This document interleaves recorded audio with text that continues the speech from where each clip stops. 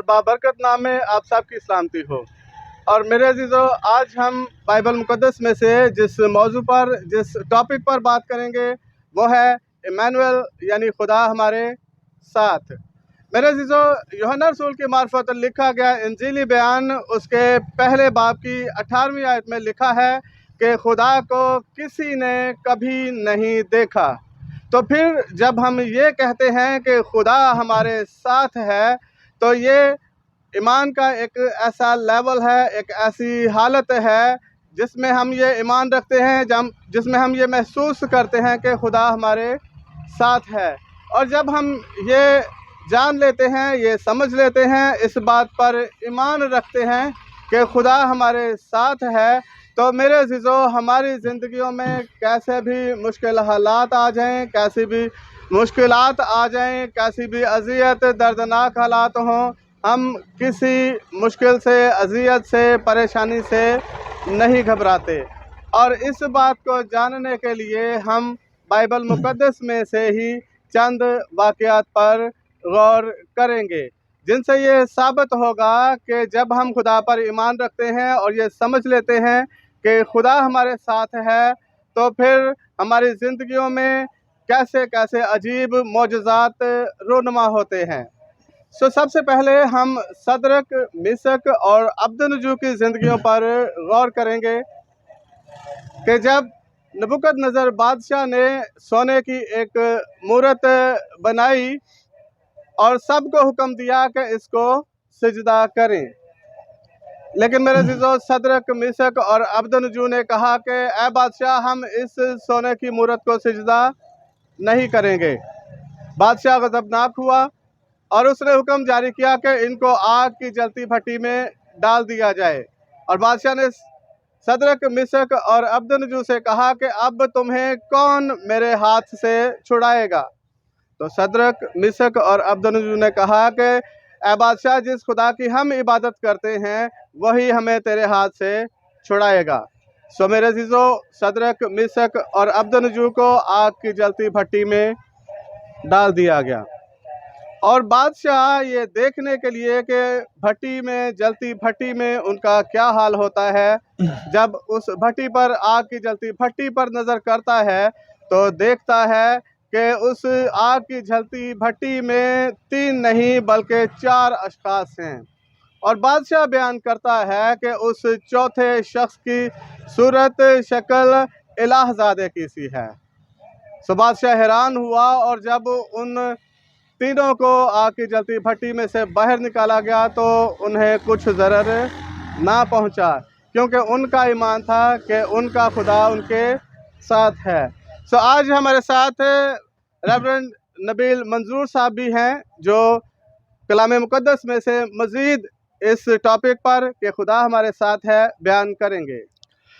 मसीह के अजीम और बबरकत नाम में आप तमाम देखने और सुनने वाले बहन भाइयों की सलामती हो। मैं ईमान रखता हूं कि आप सब ठीक ठाक और खैरियत से हैं। बहुत ही खूबसूरत टॉपिक जो है वो आज रेवरेंड नवीद सरदार साहब ने रखा। मैं उनका मशकूर हूं जिन्होंने मुझे मौका दिया, डेविड साहब को मौका दिया कि हम इस टॉपिक पे बात कर सकें।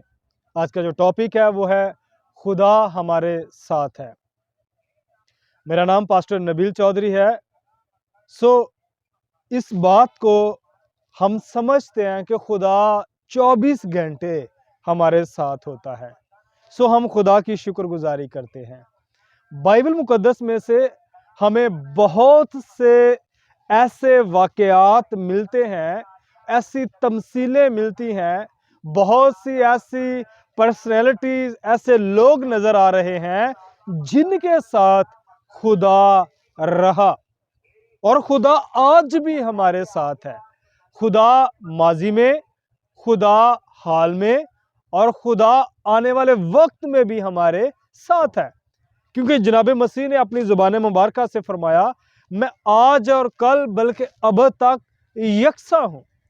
जैसा कि हम बात कर रहे हैं, पास्टर साहब ने बात की सदरक, मिस्र और अब्दनजू की। ईमान था, खुदा साथ है।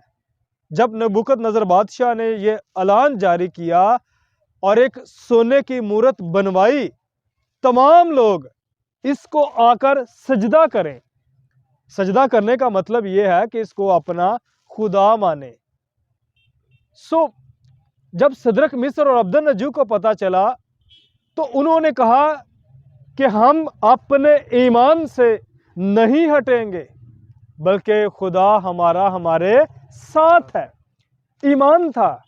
آج بہت سے لوگ جو ہیں وہ روپیہ پیسہ، سونا چاندی اور بھی قیمتی چیزیں دیکھ کر، بنگلہ گاڑی ایسی چیزیں دیکھ کر آج اپنے ایمان سے ہٹ جاتے ہیں، کیونکہ ان کو یہ یقین نہیں ہوتا کہ ہمارا خدا ہمارے ساتھ ہے یا نہیں ہے.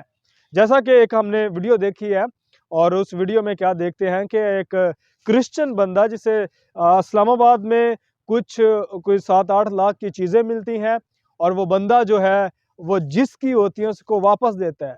یعنی کہ وہ انتہائی غریب ہے، ایمان ہے کہ خدا میرے ساتھ میری ضرورتوں کو پورا کرے گا. اسی طرح صدرک مصر اور عبدالنجو کا بھی زندہ ایمان تھا. ایمان، یقین، بھروسہ، توکل خدا پر ہے کیونکہ وہ ہمارے ساتھ ہے.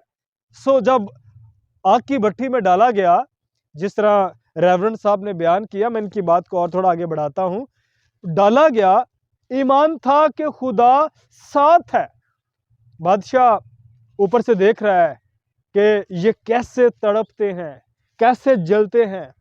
ان کو دیکھنے کے لیے بادشاہ نے جب اوپر مطلب کہ اونچی جگہ پہ دیکھ رہا ہے، بادشاہ کی بھٹی میں ڈالا گیا، اور اس کے بعد جب 3 ڈالے تو چوتھا بھی نظر آ رہا ہے.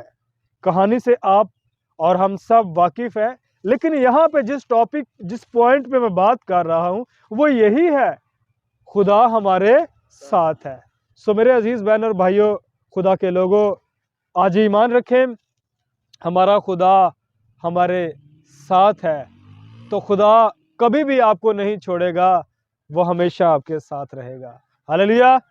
God bless you. اور اسی طرح آج ہمارے ساتھ ریورنڈ ڈیوڈ گیل صاحب بھی موجود ہیں. تو میں ان سے بھی کہوں گا کہ وہ خدا کے پاک کلام میں سے اس موضوع پر بیان کریں کہ خدا ہمارے ساتھ ہے. جی پادری صاحب. مسیح یسوع میں آپ سب کو سلام. جیسے کہ آج بھائی صاحب نے بتایا، نوید صاحب نے بھی اور پادری نبیل صاحب نے بھی، کہ خداون ہمارے ساتھ ہے. تو ہمیں بہت سی مثالیں بائبل مقدس میں ملتی ہیں کہ جس میں ہم دیکھتے ہیں کہ خداون ہمارے ساتھ ہے.